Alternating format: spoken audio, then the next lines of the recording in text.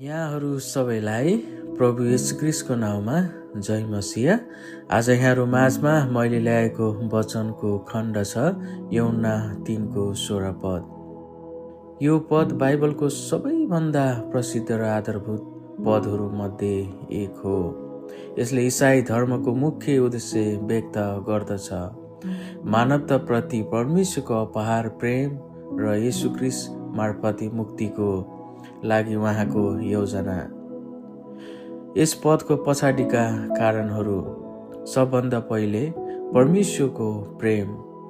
यसले प्रकाश पार्छ कि परमेश्वरको प्रेम उहाँका कार्यहरूको पछाडिको प्रेरक शक्ति हो। उहाँले संसारलाई अर्थात् सबै मानिसहरूलाई यति धेरै प्रेम गर्नुहुन्छ कि उहाँ आफ्नो पुत्र दिन इच्छुक हुनुहुन्थ्यो। दोस्रो कुरा, उपहारको रूपमा येशू। परमेश्वरले येशू आफ्नो एकमात्र पुत्रलाई मानवतालाई पापबाट छुटकारा दिन बलिदानको रूपमा पठाउनुभयो। तेस्रो कुरा, विश्वासको साँचो। यस पदले जोड दिन्छ कि येशूमा विश्वास गर्ने जो कोही पनि नाश हुने छैन तर अनन्त जीवन पाउनेछ। यसको अर्थ मुक्ति सबैको लागि उपलब्ध छ, तर यसको लागि क्रिस्टमा विश्वास आवश्यक छ।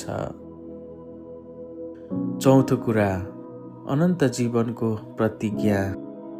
आत्मिक मृत्यु वा परमेश्वरबाट अलग हुनुको सट्टा विश्वासीहरूलाई उहाँसँग अनन्त जीवनको प्रतिज्ञा हो।